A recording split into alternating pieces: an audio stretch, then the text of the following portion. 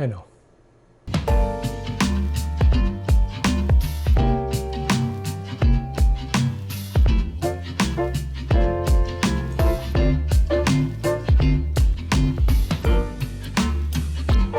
Hey everyone, Mark here, and today I'm making pasta al forno, which in Italian means baked pasta. And there's other names for it, a pasta bake, pasta casserole.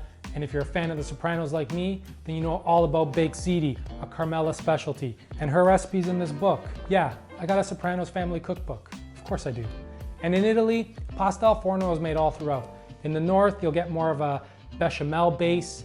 In the south, red sauce with sopressata and hard-boiled eggs. But today I'm making my own version that I came up with one day when I was trying to just clean up some stuff out of the fridge. So let's go. And if you wait to the end, I'll share a little story about the time I met James Gandolfini. Well, I was in the presence of James Gandolfini. Let's start this journey by chopping up half of a sweet onion. Next, chop up some mushrooms any way you like.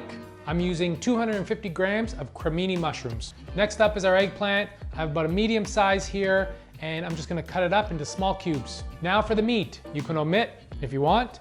I'm using 2 hot sausages that we're gonna remove the casings from, and we're gonna crumble the meat into a bowl. Using sausage is just gonna add so much more depth of flavor because there's already so much flavor in the sausage. And now for the cheese, and there's a lot of it. 150 grams of provolone and 250 grams of smoked scamorza, which a good substitute for that is smoked mozzarella. When this smoky cheese melts, it just adds a nice, deep, rich, smoky flavor to the dish.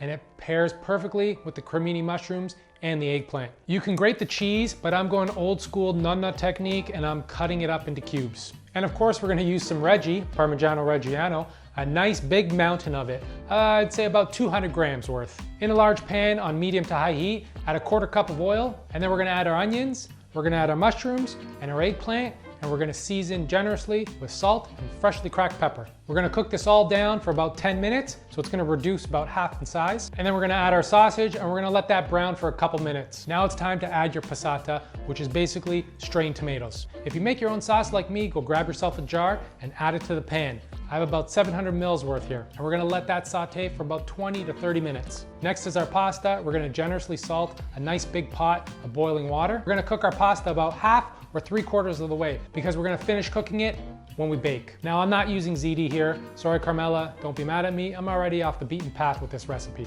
So what, no ziti now? Hey! Yeah, AJ, you punk ass kid. We're not using ziti. You can use any pasta shape you like.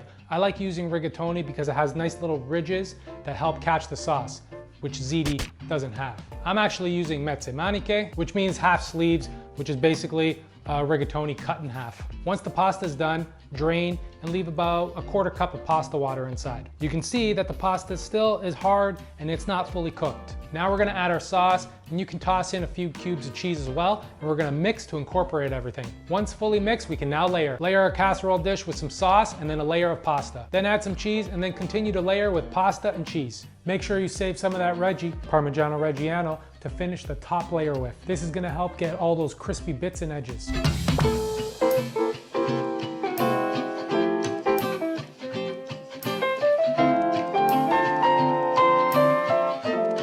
And then place the now heavy casserole dish in the oven for 20 to 30 minutes at 425 degrees, or until the top is all nice and crispy and bubbly.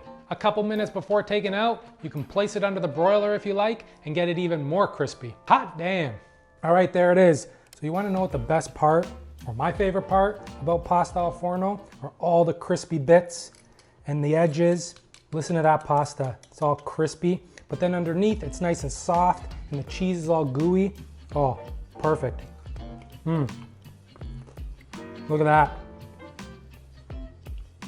It doesn't get any better than this.